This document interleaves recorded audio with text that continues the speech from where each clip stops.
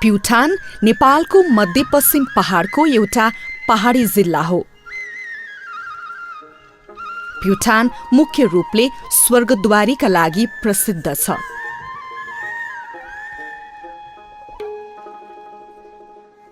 प्युठानमा धर्मावती, माण्डवी आदि नदीहरू छन्। ती नदीहरूका आसपासमा ठूला खेतका फाँटहरू वा फैलिएका जग्गाहरूका ठूला ठूला चौरहरू छन्। खलङ्गा प्युठानको सदरमुकाम हो। त्यहाँ एउटा सुन्दर बजार छ। त्यहाँ कैयौं प्रसिद्ध धार्मिक मन्दिरहरू पनि छन्।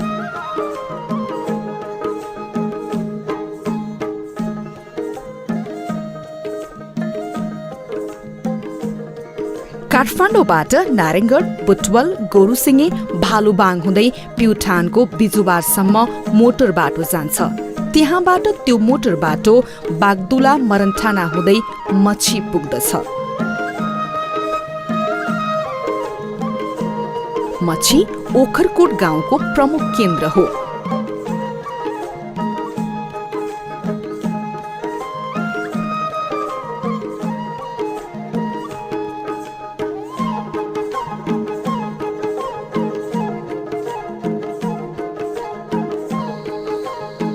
त्यो झिमरुक र गर्तङ नदीको दोभान पनि हो।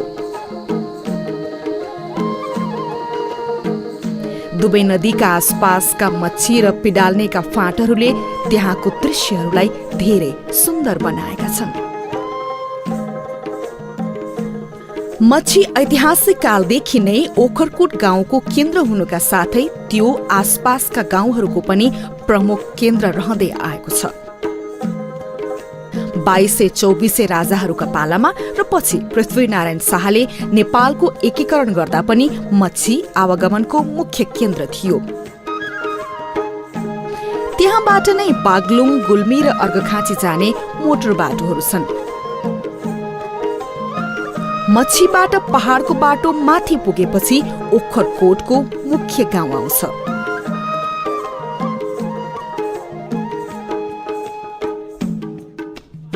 ओखरकोट मुख्य रूपले ओखरकोटको कोटका लागि प्रसिद्ध छ।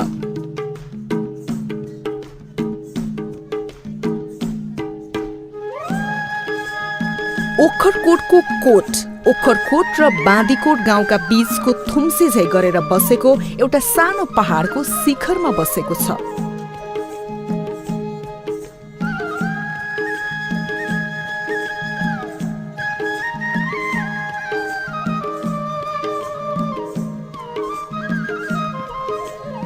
यहाँ कैयौं पुराना भग्नावशेषहरू पनि पाइन्छन्। त्यो स्थानको वैज्ञानिक उत्खनन गरेमा त्यहाँको इतिहासबारे कैयौं महत्त्वपूर्ण जानकारी प्राप्त हुन सक्नेछ। ओखरकोटको कोटको भौगोलिक संरचनामाथि विचार गर्दा त्यो स्थान धेरै पहिलेदेखि नै महत्त्वपूर्ण किल्लाका रूपमा रहेको थियो भन्ने कुराको अनुमान गर्न सकिन्छ।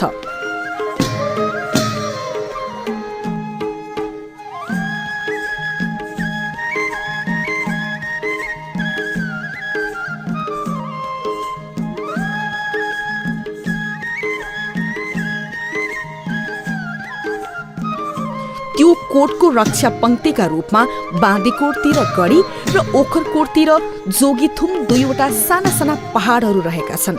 ती दुवै स्थानहरू पहिले ओखरकोटको कोटका राजाहरूका सुरक्षा पंक्तिका रूपमा रहेका थिए भन्ने इतिहासकारहरूको भनाइ छ। ओखरकोटको कोटबाट चारैतिरको अत्यन्त रमणीय दृश्य देखिन्छ।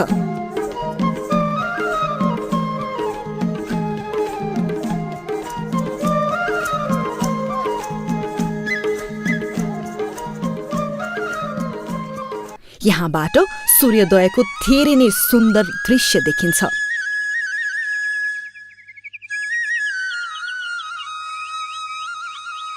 कतिपय पर्यटकहरूको के भनाइ छ भने यहाँबाट देखिने सूर्योदयको दृश्य नेपाल राज्यभरिमा नै देखिने सूर्योदयका दृश्य मध्ये सबैभन्दा बढी समयसम्म देखिने दृश्य हो।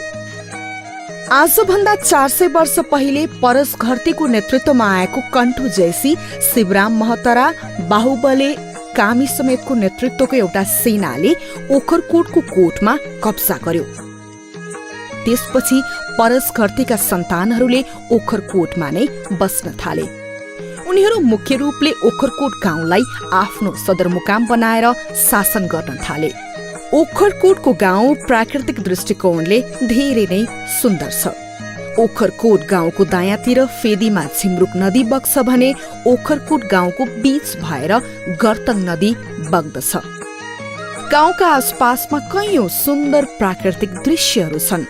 ओखरकोट गाउँमा सबैभन्दा ठूलो संख्यामा परस घरतीका सन्तानहरू जीसीहरू नै बस्दछन्। अब परस घरतीका सन्तानहरू नेपालका धेरै जिल्लामा फैलिएका छन्, तर उनीहरूको मूल स्थान ओखरकोट नै हो। उनीहरू नेपालभरिबाट नै कुल पूजा गर्न ओखरकोट आउने गर्छन्। ओखरकोटको खहरेमा उनीहरूको कुल पूजा घर छ। दारिमचौर नजिकैको लम्सीको धुरीमा गौरो छ। दिवालीको समयमा नेपालभरिबाट आएका जीसीहरू त्यहाँसम्म हुन्छन् र पाठाहरू चढाउने गर्छन्।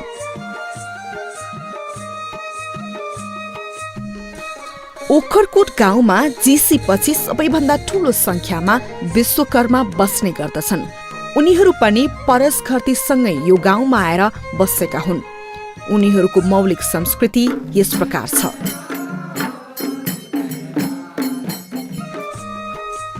ओखरकोट गाउँको बीचमा बग्ने गर्दङ नदीको अर्कोपट्टि ओखरकोटको चुधारा गाउँ बसेको छ। त्यो गाउँमा मुख्य रूपले परस घरतीसँगै आएका कण्ठु जैसीका सन्तानहरूको बस्ती छ। उनीहरूको भजन गाउने यो शैली अन्यत्रको भन्दा बेग्लै प्रकृतिको छ।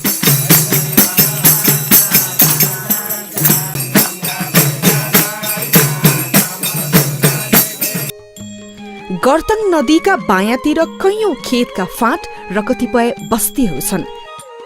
तिनीहरूमध्ये अम्मटेको फाँट विशेष रूपले प्रसिद्ध छ।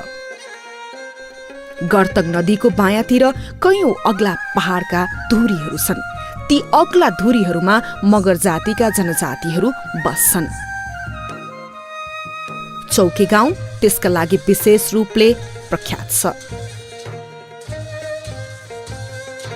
मगर संस्कृतिको लागि पनि चौके प्रसिद्ध छ। यो नाच तिहारका बेला प्रस्तुत गरिन्छ।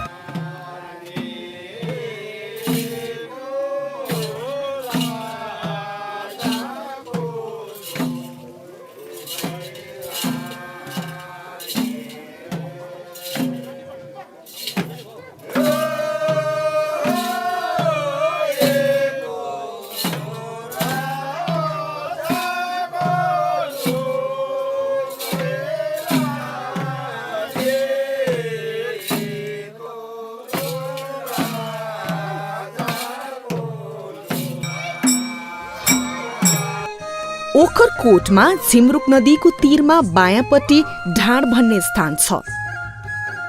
त्यहाँ फैलिएको जग्गामा कैयौं ठूला साना ढुङ्गाहरू छन्। त्यसले त्यहाँ रक गार्डन निर्माणको सम्भावना देखाउँछ। त्यहाँ रक गार्डनको निर्माण भएमा त्यो राष्ट्रिय स्तरको नै पर्यटकीय स्थानका रूपमा विकास हुन सक्दछ।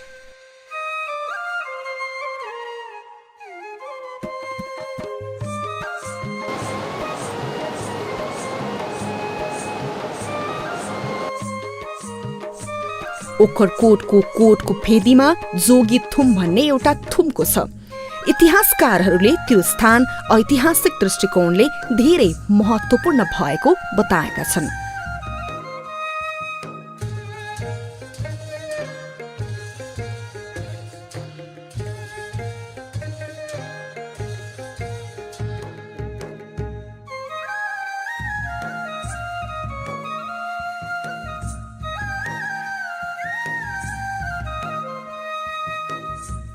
परस घरती आएको केही समयपछि उनीहरूले बडीगार्डका रूपमा सिपबाट जकर खड्कालाई ल्याएका थिए।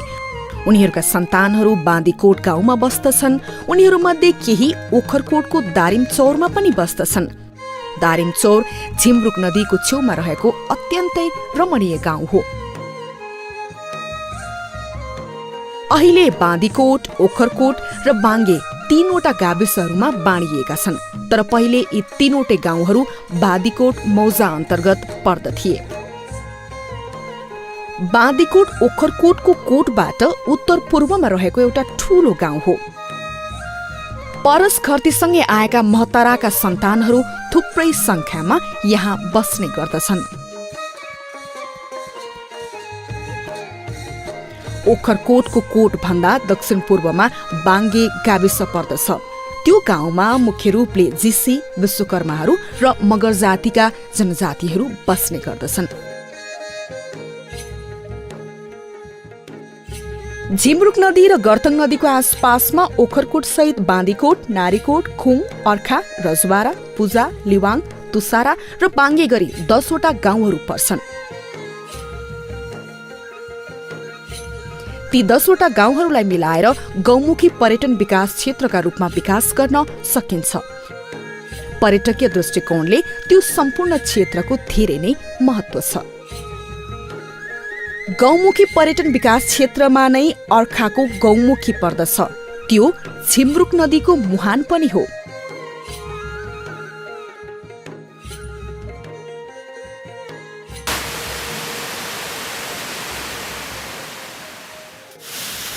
एउटा ओडारमा रहेको गाईका थुनहरू जस्तोबाट झर्ने पानीबाट नै त्यो नदी निस्कन्छ।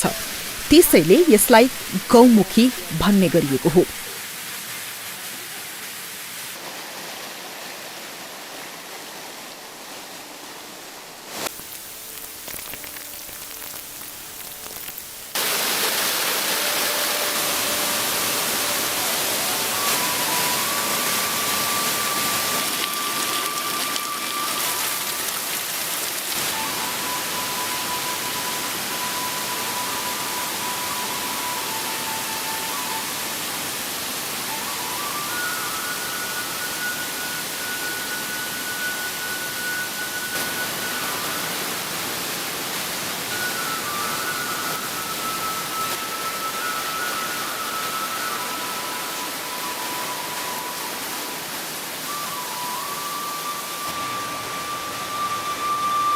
बाइसमुली पनि यस क्षेत्रको प्रसिद्ध झरना हो।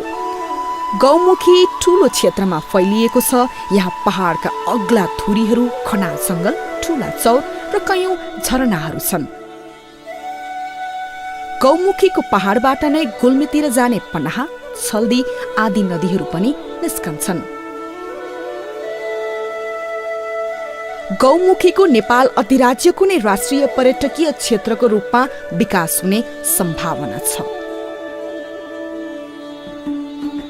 केही पूर्वाधारहरू तयार पार्ने बित्तिकै त्यसको त्यसरी विकास हुने सम्भावना छ।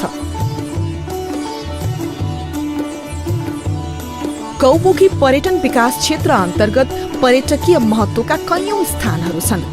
तिनीहरूमध्ये लिवाङमा रहेको स्नाथानले पनि धेरै नै महत्त्व राख्दछ।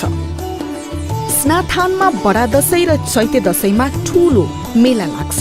ती मेलामा काली पाठीहरू चढाउने गरिन्छ। स्नाथानमा चढाइने काली पाठीहरूलाई त्यही पोलेर खानुपर्छ। तिनीहरूलाई घर लैजान पाइँदैन। मानिसहरू गाजो भिरेर आउनुपर्छ। महिलाहरूलाई त्यहाँ जान निषेध छ। स्नाथानको मेला प्राग ऐतिहासिक सभ्यताको अवशेष हो भन्ने कतिपय इतिहासकारहरूको भनाइ छ। सम्भवतः प्राग ऐतिहासिक कालमा त्यो सम्पूर्ण क्षेत्रमा ढुङ्गे युगीन मानिसहरूको बसोबास थियो। त्यो मेलाले सम्भवतः ढुङ्गे युगीनको सभ्यतालाई नै बताउँछ। त्यो मेलाको ऐतिहासिक पुरातात्विक अध्ययन गर्ने हो भने त्यो सम्पूर्ण क्षेत्रको नै ढुङ्गे युगीन सभ्यताबारे सायद धेरै जानकारी प्राप्त हुन सक्नेछ। लिवाङ गाउँको दोहोरीमा दियालनाको ठूलो चौर छ। त्यो प्राकृतिक दृष्टिकोणले अत्यन्त रमणीय पनि छ। कतिपय विज्ञहरूले त्यहाँ एयरपोर्ट बन्न सक्ने कुरा पनि बताएका छन्। पहाडको उच्च शिखरमा बन्ने त्यो एयरपोर्ट सम्पूर्ण नेपालका लागि पर्यटकीय दृष्टिकोणले धेरै महत्त्वपूर्ण हुन सक्दछ। त्यो ठाउँमा गुराँसका ठूला जंगलहरू छन्।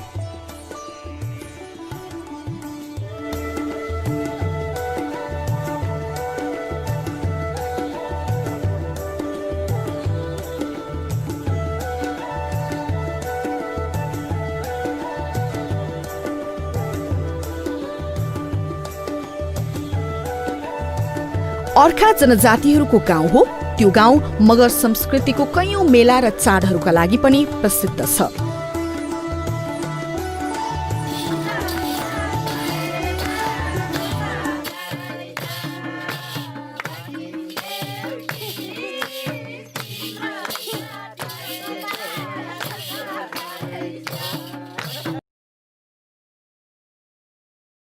अर्खा गाउँ लाटो नाचका लागि पनि प्रसिद्ध छ।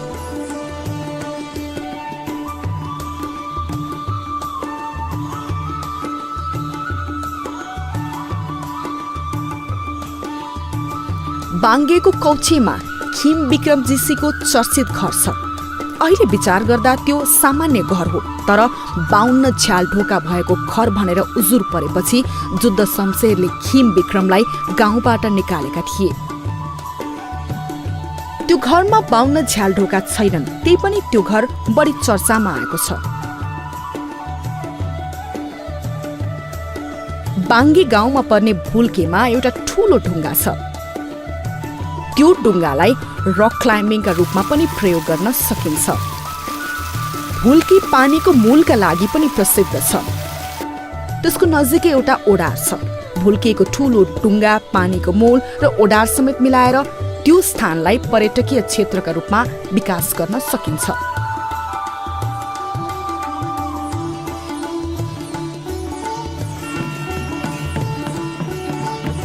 ओखरकोट पर्यटन एवं ग्रामीण विकास सेवा समितिले ओखरकोट विश्वकोशको निर्माणको महत्वाकांक्षी योजना बनाएको छ।